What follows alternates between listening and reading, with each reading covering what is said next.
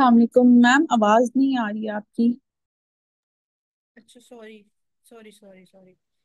ठीक है okay sorry, मैंने हम देखा नहीं कि माइक में होता। अच्छा, इसमें ये है कि जो एक्यूट है और क्रोनिक टाइप है, रेस्पिरेटरी एसिडोसिस की ही अभी डिस्कशन कर रही हूँ। ठीक है, तो यहाँ पे थोड़ा सा मैंने पीछे वो बोल दिया था कि 10 कार्बन डाइऑक्साइड बढ़ेगी। 10 का कार्बन डाइऑक्साइड बढ़ने पे एक्यूट फॉर्म में, ठीक है, 40 कट पॉइंट है, 40 कट पॉइंट है, 40 कट पॉइंट से ऊपर अगर 10 कार्बन डाइऑक्साइड बढ़ेगी तो हर 10 इंक्रीज करने पे बाइकार्ब एक बढ़ेगी। ठीक है, हर 10 इंक्रीज करने पर बाइकार्ब एक बढ़ेगी। और जो chronic type of respiratory acidosis है उसके अंदर हर 10 कार्बन डाइऑक्साइड बढ़ने पे जो बाइकार्ब है वो 4 बढ़ेगी, 4 टाइम इंक्रीज करेगी। ठीक है, तो ये चीज याद रखनी है। बाज दफा एमसीक्यूज में कंपनसेशन की रेशो जो है वो पूछ ली जाती है, तो रेशो आपने याद रखनी है। 40 का कट पॉइंट है, 40 से जितनी ज्यादा अगर 50 हो गई है कार्बन डाइऑक्साइड तो क्या होगा, बाइकार्ब अपनी जगह से एक पॉइंट आगे बढ़ेगी। और इसी तरह ही जो है वो जो अगर chronic type of the respiratory acidosis है तो उसके अंदर क्या है कि उसके अंदर जो है वो हर 10 बढ़ने पे 4 मिलीमोल जो है वो बाइकार्ब बढ़ जाएगी। ठीक है, फिर अब इसके बाद हमारी अगर बात आ जाती है रेस्पिरेटरी अल्केलोसिस में, जिसमें कार्बन डाइऑक्साइड डिक्रीज होनी होती है, उसमें भी जो है वो एक्यूट और क्रोनिक टाइप है। ठीक है, उसमें भी 40 का कट पॉइंट है।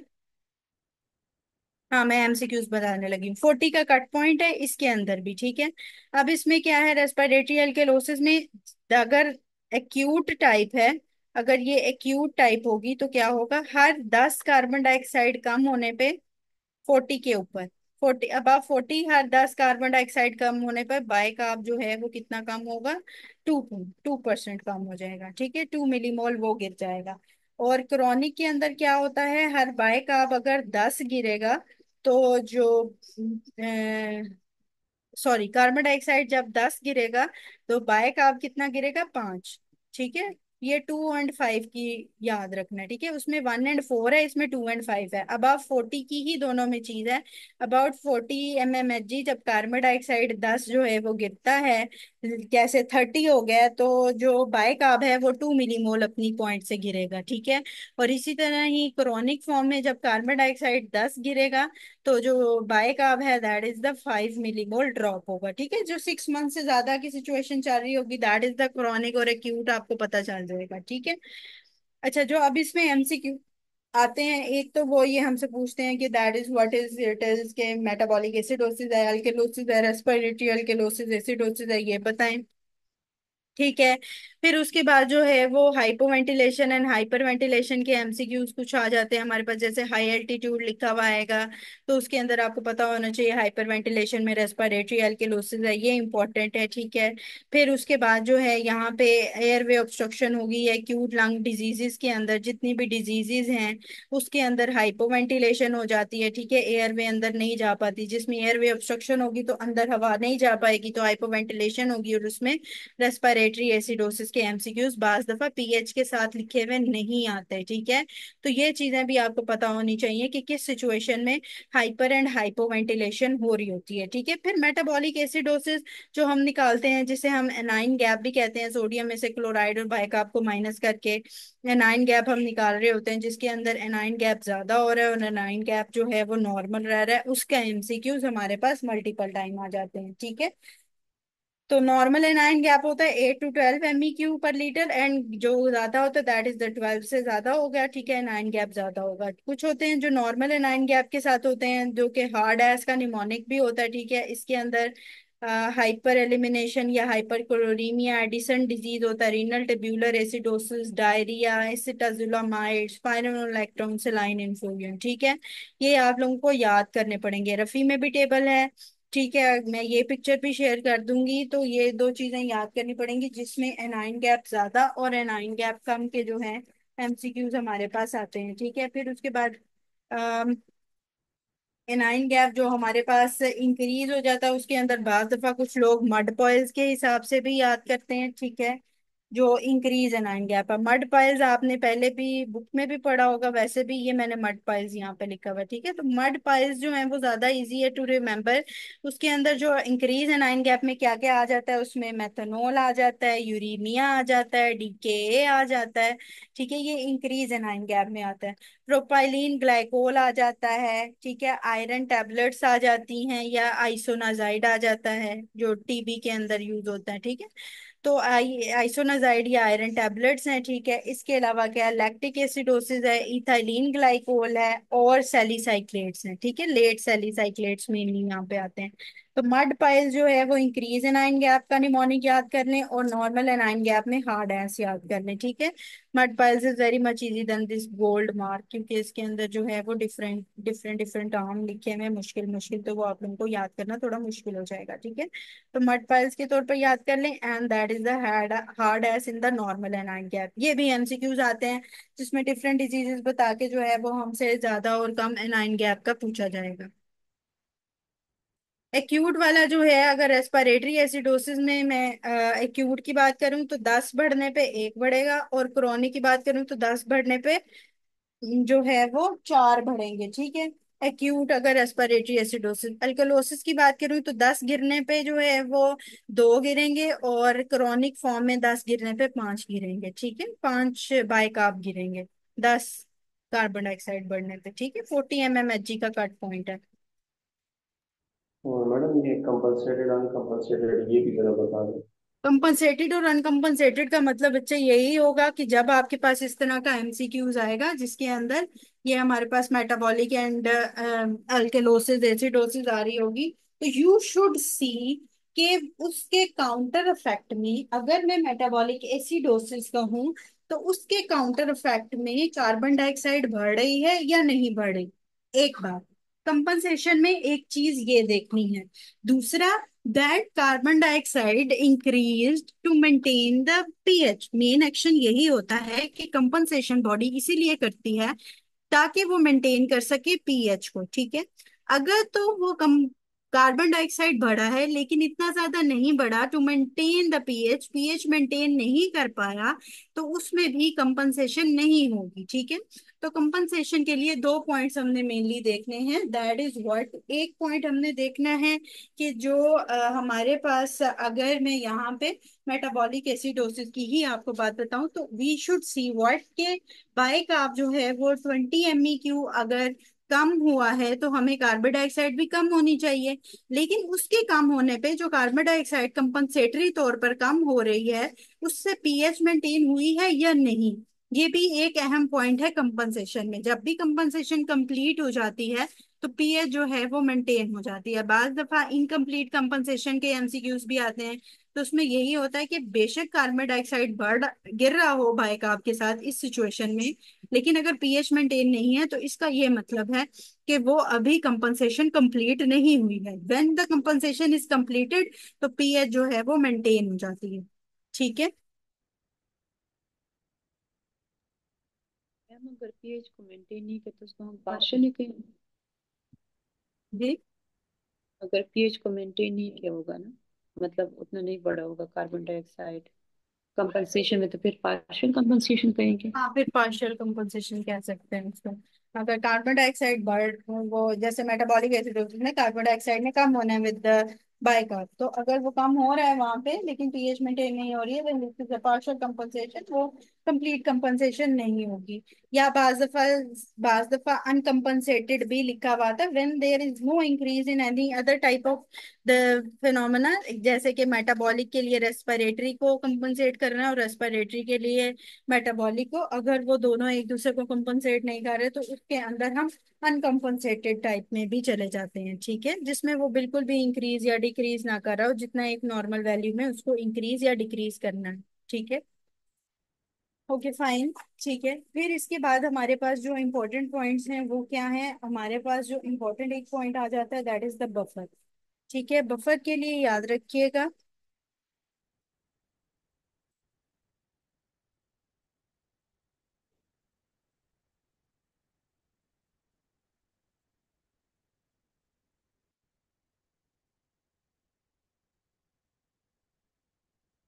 अच्छा, बफरिंग के लिए आपने याद रखना है कि दो टाइप ऑफ बफर्स हमने पढ़ने हैं मेन। एक हमारे पास जो है वो रीनल का कौन सा बफर है, और हमारे पास इंट्रासेलुलर बफर कौन सा है, ठीक है। दो बफर्स हैं हमारे पास, एक मैं रीनल के बफर की बात करती हूँ और एक मैं इंट्रासेलुलर बफर की बात करती हूँ, ठीक है। रीनल में हमारे पास जो है या प्लाज्मा बफर की या एक्स्ट्रा सेलुलर बफर भी होते हैं, वो भी आ जाते हैं, ठीक है। Plasma buffer, rest in peace पढ़ लेते हैं, ठीक है। अब ये क्या है कि जो रीनल का बफर है, रीनल के बफर के साथ क्या है कि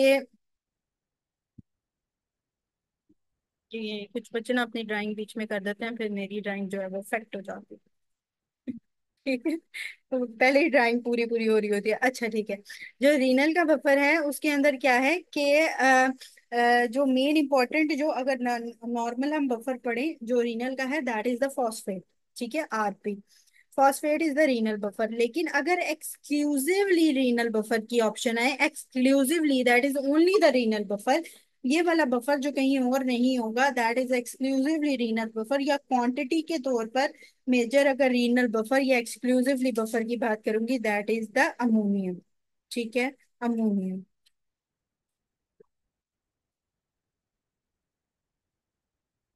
ठीक है, अमोनियम। तो दो चीजें याद रखनी, रीनल बफर में जो नॉर्मली है वो हमारे पास फॉस्फेटेट बफर है, और उसके अलावा जो हमारे पास एक्सक्लूसिव बफर है, दैट इज द अमोनियम, ठीक है। ये चीज याद रखनी है, एक्सक्लूसिवली या क्वांटिटेटिवली बाज दफा पूछा जाता है तो वो अमोनिया है, ठीक है। अमोनियम या अमोनिया बाज दफा लिखा हुआ आ जाता है, ठीक है। तो क्वांटिटेटिवली मेनली जो है अमोनियम होता है, जिसमें अमाउंट चेक करते हैं और क्वांटिटी चेक करते हैं, और अमोनिया जो होता है वो मेनली एक्सक्लूसिव बफर होता है, ठीक है। और जो फॉस्फेट बफर है वो रीनल बफर।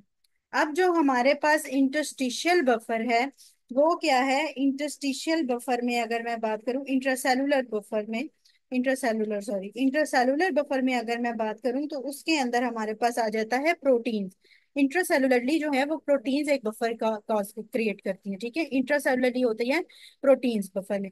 फिर उसके बाद जो इंटरस्टिशियम बफर है उसके अंदर जो है वो बाइकार्ब आ जाती है, ठीक है। फिर से बात बता देती हूँ, जो रीनल का बफर है that is the phosphate buffer, लेकिन एक्सक्लूसिवली या क्वांटिटेटिवली बात करेंगे दैट इज अमोनिया। अगर मैं इंट्रासेलुलर बफर की बात करूंगी दैट इज द प्रोटीन। और इसके अलावा अगर मैं extra cellular buffer, plasma buffer, interstitium buffer की बात करूं, दैट इज द बाइका, ठीक है। तो ये चीज याद रखनी है बफर्स के हिसाब से। ये एमसीक्यूज आपको मल्टीपल टाइम आएगा, ठीक है, कि कौन सा बफर किधर है।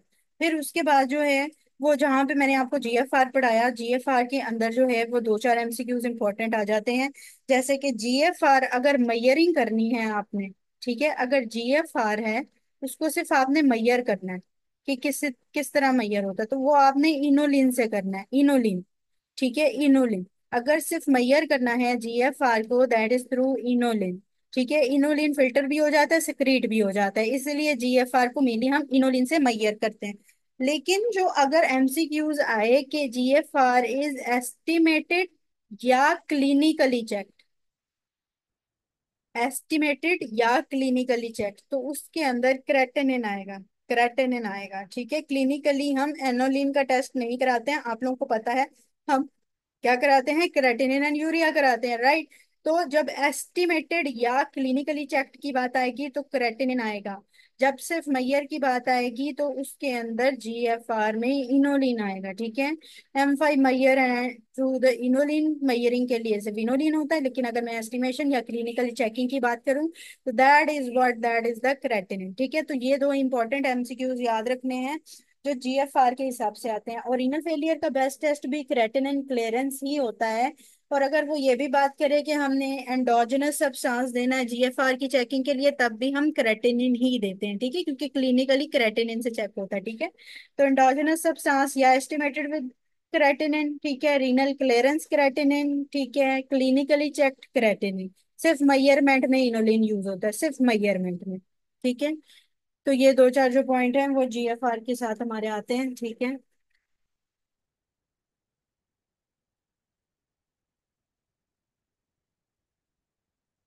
ठीक है।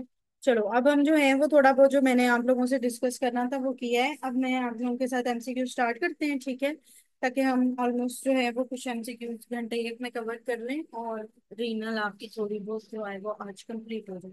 कल फिर हम ताकि पैथोलॉजी की तरफ चले जाएं। ठीक है, फाइन, इधर तक समझ आ गई किसी का यहाँ तक कोई क्वेश्चन?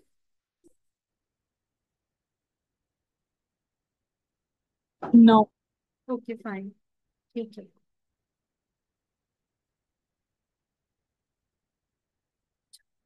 चले ठीक है जी। रीनल फिजियोलॉजी पेज नंबर 85 है। ठीक है, ईसीएफ का वो पूछा हुआ है उसने कि उसको मैयर कैसे करते हैं, तो हम ये लास्ट टाइम डिस्कस कर चुके हैं ईसीएफ को, टोटल बॉडी वाटर को। ठीक है, इन चीजों को हम डिस्कस कर चुके हैं। ओके, ठीक है, तो उसके अंदर जो है ये वही है कि उसको कैसे कैसे किस किस को मैयर करना है। फिर क्वेश्चन नंबर 2 में इंटरस्टिशियल फ्लूइड का पूछा हुआ है, ये भी मैं डिस्कस कर चुकी हूँ, टोटल बॉडी वाटर कितना होता है और उसका क्या हिसाब है। ठीक है, question number 3, the auto regulation of the kidney is by, जो जो ग्लोमेरुलर फीडबैक मैकेनिज्म होता है ना, ये auto regulation of the kidney करता है। ठीक है, ऑटो रेगुलेशन का ये मतलब कि जब भी बॉडी में वो कुछ भी लोअर डाउन सेंस करेगा, for example the BP, for example the volume, तो ऑटो रेगुलेशन स्टार्ट हो जाएगी of the tubular glomerular feedback mechanism. ठीक है, फीडबैक मैकेनिज्म में रास एंजियोटेंसिन सिस्टम भी एक्टिवेट हो सकता है कि वो बंद हो जाए। ठीक है, जब बीपी ज्यादा हो जाए तो वो बंद हो जाए। तो ये दोनों सूरतें हाल हो सकती हैं विद द रास एंजियोटेंसिन सिस्टम या ट्यूबुलर ग्लोमेरुलर फीडबैक मैकेनिज्म, उसी को ही कहा जाता है जो ऑटो रेगुलेशन करता है। Question number 3, short transient action of angiotensin 2 क्या था? वेजोकंस्ट्रिक्शन। ठीक है, एंजियोटेंसिन 2 का शॉर्ट ट्रांजिएंट एक्शन जो है वो वेजोकंस्ट्रिक्शन का, मैंने आप लोगों को पहले भी बताया है। ठीक है,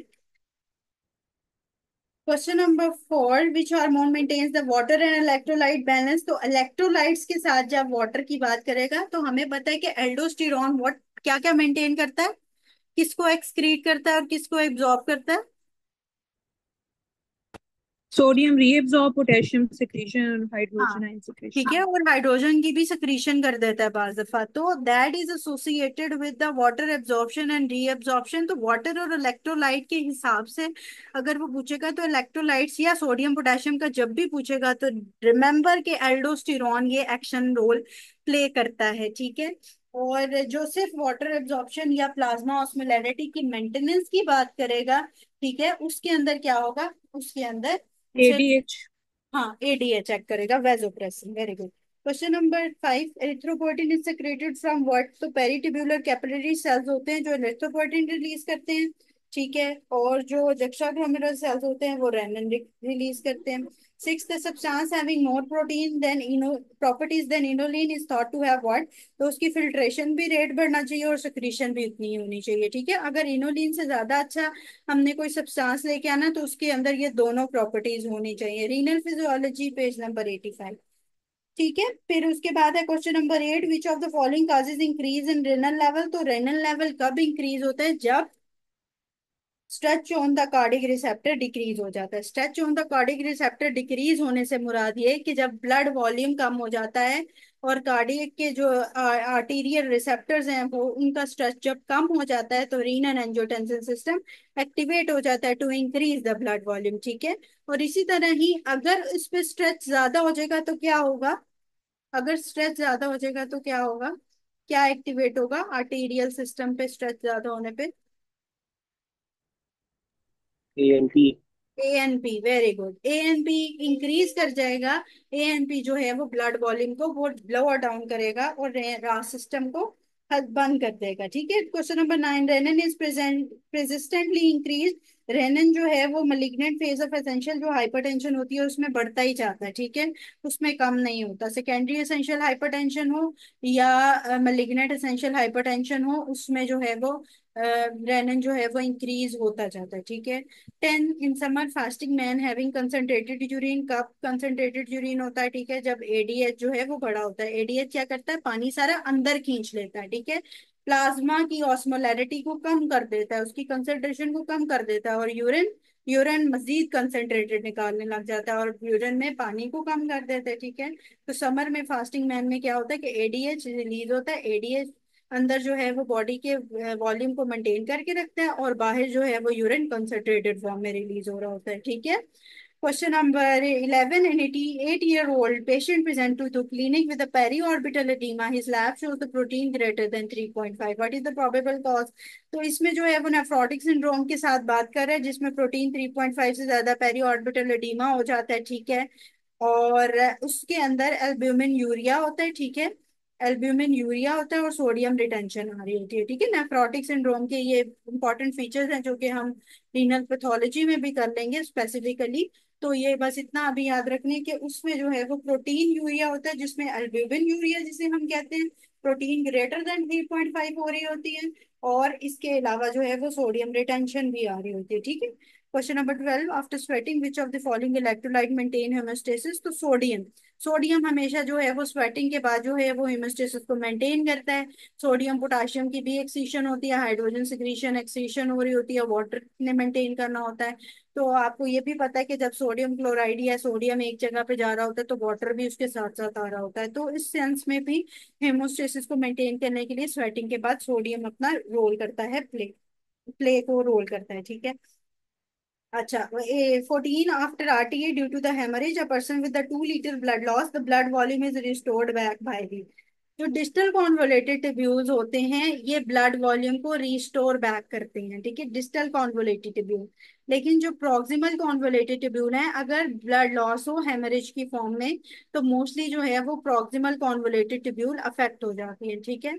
अफेक्ट पीसीटीज होती हैं, अगर वो अफेक्ट का पूछे तो याद रखना कि पीसीटीज सबसे ज्यादा अफेक्ट हो जाती है, क्योंकि उसने वहां पे मैक्सिमम वाटर एब्जॉर्प्शन करनी होती है, मैक्सिमम इलेक्ट्रोलाइट एब्जॉर्प्शन करनी होती है। तो जब जाहिर है कि जब हेमरेज हो गया, ब्लड वॉल्यूम कम हो गया, ब्लड सप्लाई कम हो गया, जीएफआर कम हो जाएगा, तो सबसे ज्यादा पीसीटी इफेक्ट हो जाएंगी, ठीक है, पीसीटी इफेक्ट हो जाएंगी। लेकिन उसको मेंटेनेंस के लिए डीसीटी रोल अपना प्ले कर रही होती है, ठीक है। डिस्टल कॉन्वोलेटेड ट्यूब्यूल्स का मेनली अर्ली जो डिस्टल कॉन्वोलेटेड ट्यूब्यूल अगर कहीं पे लिखा हुआ है तो मेनली वो जो है वो अपना रोल प्ले करती है, ठीक है। Water 15, water travels from the plasma to the interstitium through filtration. 16, after marathon race, a person lost 2 liters of sweating, he drinks 2 liters of water, what will happen? अच्छा, अब इसका ना आप लोग एक दफा अपनी बुक पे यहीं पे ही लिख लें बेशक, या आगे एक एमसीक्यूज भी आएगा उसमें भी डिस्कस कर दूंगी। अच्छा, जब भी कभी जब भी कभी स्वेटिंग होती है तो हमारे पास स्वेटिंग के बाद जब वो 2 लीटर ऑफ पानी पी लेगा, ठीक है, एमसीक्यूज बहुत गौर से पढ़ना है, ठीक है। 2 लीटर ऑफ पानी पी लिया है उसने, अब अगर उसने ये पूछा है कि अब क्या हुआ है, 2 लीटर ऑफ पानी पी लिया है उसके बाद क्या हुआ। जब भी पेशेंट जो है वो पानी पी लेगा तो सीक्वेंस आपने शुरू किधर से करना है कि इंट्रासेलुलर फ्लूइड का जो वॉल्यूम है वो बढ़ जाएगा पानी पीने से। इंट्रासेलुलर फ्लूइड, इंट्रासेलुलर फ्लूइड का वॉल्यूम जब बढ़ेगा, पानी पानी ज्यादा हो जाएगा, तो उसकी जो है वो ऑस्मोलैरिटी या कंसंट्रेशन वो कम हो जाएगी। जब इंट्रासेलुलर फ्लूइड की ऑस्मोलैरिटी कम हो जाएगी तो एक्स्ट्रा सेलुलर फ्लूइड का वॉल्यूम बढ़ जाएगा, और उसी तरह ही सीक्वेंस में आगे एक्स्ट्रा सेलुलर फ्लूइड का वॉल्यूम जैसे ही बढ़ेगा तो उसकी भी ऑस्मोलैरिटी कम हो जाएगी। तो याद रखें जब भी वो पानी पिएगा तो ईसीएफ का वॉल्यूम पहले बढ़ेगा, फिर उसकी ऑस्मोलैरिटी कम होगी, आईसीएफ का, सॉरी, ठीक है, फिर उसके बाद ईसीएफ का वॉल्यूम बढ़ेगा और उसकी ऑस्मोलैरिटी कम हो जाएगी। लेकिन अगर एमसीक्यूज यही दे जिसके अंदर वो कहे कि मैराथन रेस के बाद एक पर्सन को 2 लीटर ऑफ स्वेटिंग हुई है, उसने 2 लीटर ऑफ पानी पी लिया है, लेकिन what happen after marathon race, ठीक है। क्वेश्चन गौर से सुने कि अगर वो कहे कि मैराथन रेस हुई है उसके बाद उसने 2 लीटर ऑफ पानी लॉस किया है स्वेटिंग के थ्रू और 2 लीटर ऑफ पानी पी लिया है, लेकिन वो पूछ रहा है कि what happen after marathon, marathon के बाद जब वो 2 लीटर से पहले की कहानी आप पूछ रहा है, ठीक है, जिसमें उसको सिर्फ स्वेटिंग हुई थी। जब भी स्वेटिंग होती है तो इंट्रासेलुलर फ्लूइड वॉल्यूम कम होता है, उसकी ऑस्मोलैरिटी ज्यादा हो जाती है, कंसंट्रेशन ज्यादा हो जाती है, इसी तरह ईसीएफ का वॉल्यूम कम होता है और उसकी कंसंट्रेशन ज्यादा हो जाती है जब स्वेटिंग होती है। मई में ये एमसीक्यूज आया था, ठीक है, उसने पूरी इसी तरह की ही स्टेटमेंट दी थी, लेकिन उसने व्हाट विल हैपन नहीं था पूछा, उसने आखिर में आके पूछ लिया कि मैराथन के बाद क्या हुआ था, ठीक है।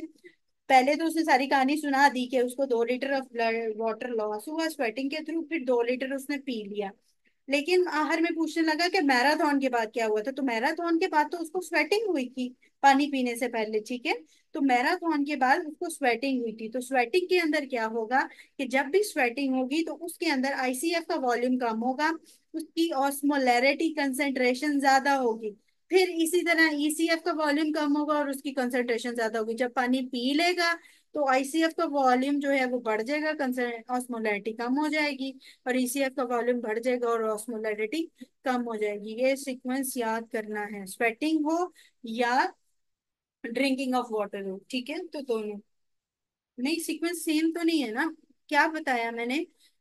इधर मैं एक दफा लिख भी देती हूँ, ठीक है।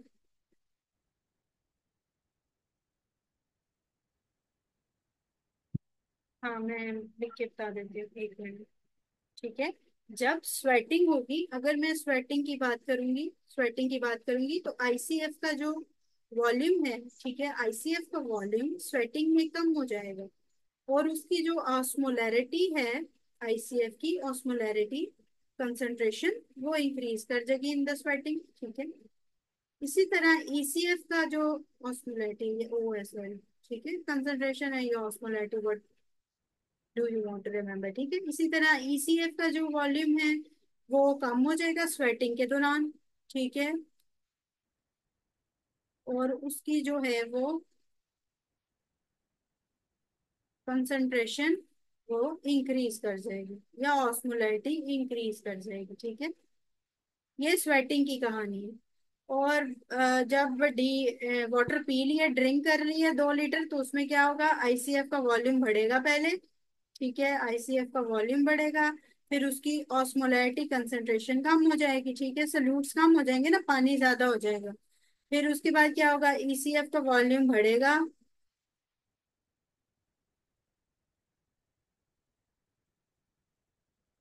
और उसकी जो ऑस्मोलैरिटी है या कंसंट्रेशन, जिसको मर्जी उसको कह लो, वो क्या होगी, वो कम हो जाएगी, ठीक है। तो ये दो सीक्वेंस जो है वो drinking of water and sweating में याद रखने हैं, ये आपके एमसीक्यूज में आएंगे।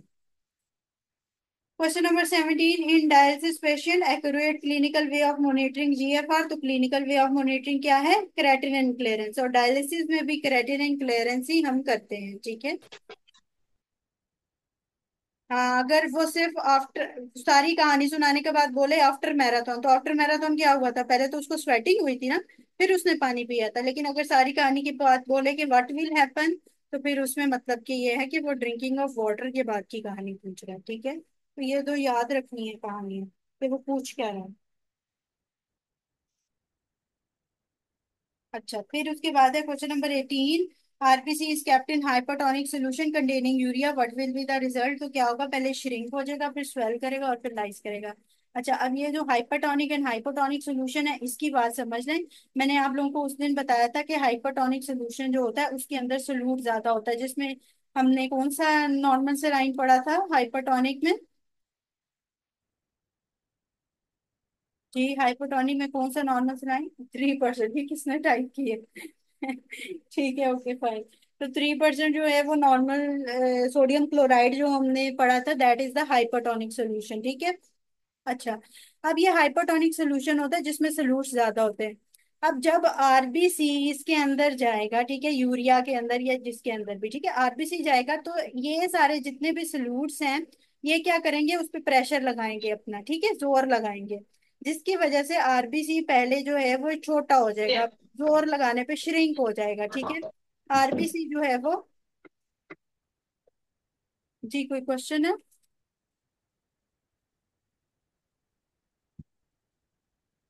अच्छा, आरबीसी जो है वो प्रेशर लगने पे, चारों तरफ से जब प्रेशर लगेगा तो श्रिंक हो जाएगा। उसके बाद आहिस्ता आहिस्ता जो है वो थोड़ा बहुत जो इसके अंदर पानी है वो आरबीसी में जाएगा, फिर ये स्वेल करेगा और फिर उसके बाद फट जाएगा, लाइस हो जाएगा। तो ये श्रिंक, स्वेल एंड लाइस का याद रखना है, ठीक है। जब भी हाइपरटोनिक सोल्यूशन में हम आरबीसी को डालेंगे तो श्रिंक, स्वेल एंड लाइस का याद रखना है। बार दफा श्रिंक, स्वेल एंड लाइस की ऑप्शन नहीं होती, तो स्वेल एंड लाइस की ऑप्शन भी लिख सकते हैं, ठीक है। और श्रिंक एंड लाइस की ऑप्शन भी आ सकती है। तो श्रिंक, स्वेल एंड लाइस याद रखना है, जब भी हाइपरटोनिक सोल्यूशन में अगर वो इसको रखेंगे तो क्या होगा, पहले उस पर प्रेशर डालने की वजह से वो श्रिंक करेगा, फिर आहिस्ता आहिस्ता बाकी जो बचा हुआ पानी है वो थोड़ा बहुत उसके अंदर जाएगा, वो स्वेल करेगा एंड देन वो फट जाएगा, ठीक है। ये हाइपरटोनिक सोल्यूशन की कहानी है। लेकिन अगर इसी तरह ही मैं अगर बात करूं hypertonic, hypotonic solution, hypotonic solution कौन सा था, जी हाइपोटोनिक कौन सा था? 0.45। 0.45। 0.45, वेरी गुड, ठीक है। तो यूरिया ही आएगा हाइपोटोनिक सोल्यूशन, बस आपको पता होना चाहिए वो यूरिया लिखे या ना लिखे, ठीक है। हाइपर एंड हाइपो का कॉन्सेप्ट होना चाहिए, ठीक है।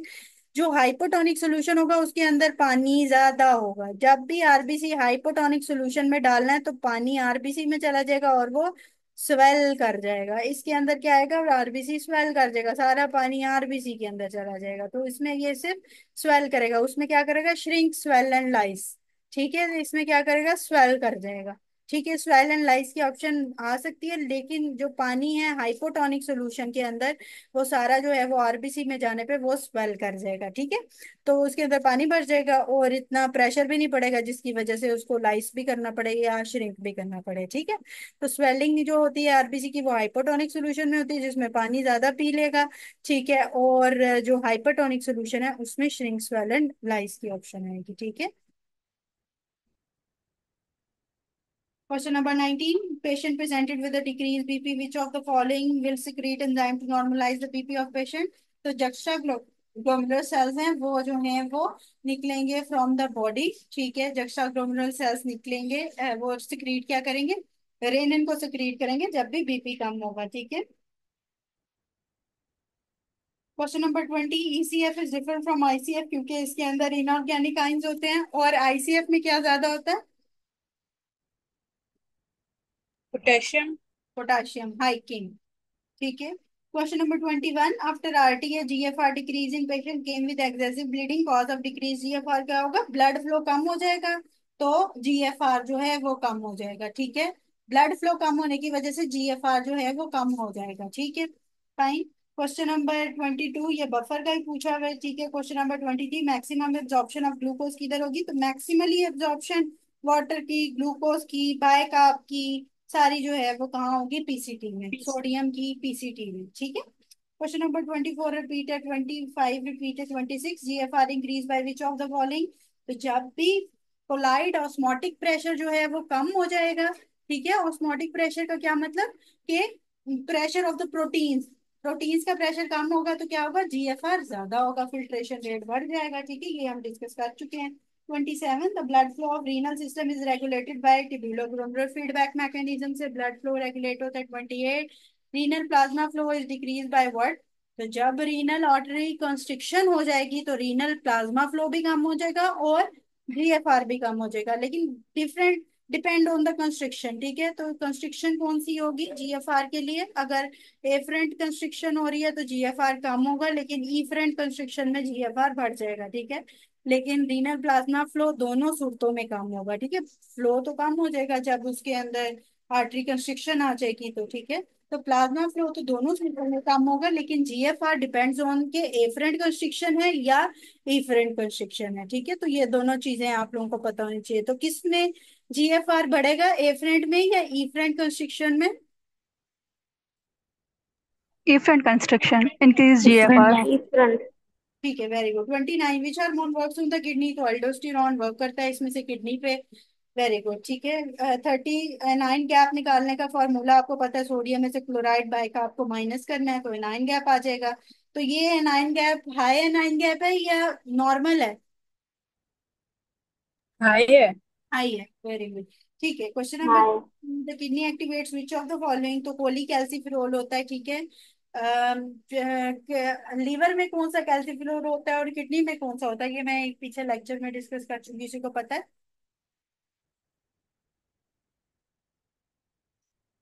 कैल्सिट्रायोल।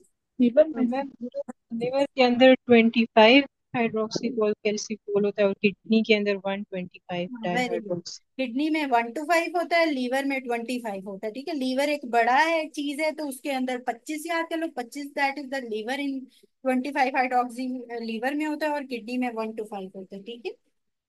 33। अब ये मेटाबॉलिक एसिडोसिस का पेशेंट ऑफ एस्थमा है, ठीक है। एस्थमा से समझ कुछ आ रही है कि रेस्पिरेटरी कॉज होगी कुछ, ठीक है। फिर क्या कह रहा है साथ में, पीएच भी कम है, ठीक है। अब पीएच हमारे पास कम हो गई है, ठीक है, 7.23 पे पहुंच गई है। बाइक आप हमारे पास 26 है और हाइपर कैपनिया है, ठीक है, हाइपर वेंटिलेशन है या हाइपर कैपनिया है, दोनों सूरत हाल की बात कर रहे हैं, ठीक है। अब ऐसी सिचुएशन जिसके अंदर पीएच कम है और हाइपर वेंटिलेशन हमने पढ़ी हो, तो उसके अंदर हाइपर कैपनिया के अंदर हमारे पास जिसमें बाय कार्ब जो है वो 26 है, ठीक है। बाय कार्ब 22 to 28 जो होता है वो तकरीबन नॉर्मल लिया जाता है, या बार दफा 20 to 26 की भी जो है वो रेंज दी जाती है, ठीक है। तो बाय कार्ब जो है वो हायर अपर लिमिट्स पे जा रहा है। और इसके अलावा जो है वो क्या है कि जो कार्बन डाइऑक्साइड है वो हाइपर कैप्निक स्टेट में है पेशेंट, तो कार्बन डाइऑक्साइड जो है वो क्या होगा उसमें, कार्बन डाइऑक्साइड को क्या होगा, कम होगी। हाँ हाइपर कैप्निक स्टेट में जिसमें कार्बन डाइऑक्साइड इटसेल्फ कम है। और मैम कार्बन डाइऑक्साइड नहीं, ज्यादा CO2 होगी। अच्छा, रिटेंशन है। कार्बन ठीक है, हाँ। जी CO2 hyper carbon retention dioxide capnic ज्यादा स्टेट में होगी। जहाँ पे, हाँ sorry for that, hypercapnic state में जहाँ पे कार्बन डाइऑक्साइड ज्यादा हो रही होती है, ठीक है। और उसके अंदर क्या होगा कि पीएच कम होगी, तो ये वो वाली सिचुएशन जिसके अंदर पीएच कम होती है और कार्बन डाइऑक्साइड ज्यादा होती है, that is what, respiratory acidosis. ठीक है, समझ आ गई इस बात की। मैम अगर पेशेंट हाइपर वेंटिलेट करेगा तो कार्बन डाइऑक्साइड कम नहीं होगी बॉडी में? फिर उसके बाद भी वैसे हाइपर वेंटिलेशन में जो है वो उसमें तो फिर कम होती जाएगी उसके बाद। लेकिन हाइपर कैपनिया की स्टेट में जो है वो कैपनिक जो हो रहा होता है उसके अंदर वो ज्यादा, उसके अंदर पहले कार्बन डाइऑक्साइड रिस्टोर हो गई होती है, फिर उसके बाद वो हाइपर वेंटिलेशन की स्टेट में चला जाता है, ठीक है। कैपनिया इंक्रीज कार्बन डाइऑक्साइड होता है ना, तो कैपनिया के बाद फिर वो हाइपर वेंटिलेशन की स्टेट में चला जाएगा, फिर उसके अंदर डिक्रीज हो जाएगी, ठीक है। तो जब कैप्निया की स्टेज है तो कार्बन डाइऑक्साइड मतलब कि ज्यादा है और पीएच कम है। एसिडोसिस में जो भी है, एसिडोसिस रेस्पिरेटरी या मेटाबॉलिक एसिडोसिस, उसके अंदर पीएच कम होती है और कार्बन डाइऑक्साइड जो है वो एसिडोसिस और एल्किलोसिस के साथ उल्टी चलती है। जैसे एसिडोसिस में पीएच कम होगी तो कार्बन डाइऑक्साइड ज्यादा होगी, और इसी सिचुएशन में जब एल्किलोसिस की मैं बात करूं तो पीएच ज्यादा होगी और कार्बन डाइऑक्साइड कम होगी, रेस्पिरेटरी एल्किलोसिस की बात करें तो। इस तरह भी नॉर्मली सिंपल वे में याद किया जा सकता है। लेकिन जो इस तरह की सिचुएशन है जिसमें अस्थमा भी दे दिया, हाइपर कैप्निक स्टेट भी दे दी और बाइकाप भी हमारी थोड़ी सी अपर लिमिट पे जा रही है, तो ये कौन सी वैसे अगर आप लोग बताएं तो respiratory acidosis is it compensated और not? Not compensated. Not compensated, very good. 34 aldosterone action क्या है, डिस्प्लेस करता है sodium from the cytoplasm to the cell membrane. 35 a patient with severe diarrhoea, ये मैं आप लोगों को पहले करा चुकी हूँ, जिसमें ईसीएफ बढ़ेगा और आईसीएफ जो हमारा हाइपरटोनिक सलाइन होता है वो करता है, ठीक है। 3% क्लोराइड या NaCl जिसे कह रहे हैं। 36 वेजोप्रेशन सन सिक्रीशन इज इंक्रीज्ड बाय, कब होगा, जब राइट वेंट्रिकल का प्रेशर या राइट एट्रियम, मेनली जो राइट एट्रियम का प्रेशर है जब वो डिक्रीज करेगा, राइट एट्रियम का प्रेशर, ठीक है। जब भी राइट एट्रियम का प्रेशर डिक्रीज करेगा तो हमारे पास एडीएच रिलीज होगा, ब्लड वॉल्यूम इसका मतलब कम है, तो वो कहेगा कि ब्लड वॉल्यूम ज्यादा करो, बीपी ज्यादा करो, मेरे पास जो है वो ब्लड वॉल्यूम कम आ रहा है, ठीक है। 37 एपीजीज रिवील 7.454, तो ये मतलब क्या है, अल्केलोसिस है। कार्बन डाइऑक्साइड 40 है, बाइकार्ब 29 है, तो ये क्या है, अनकम्पोजिटेड मेटाबॉलिक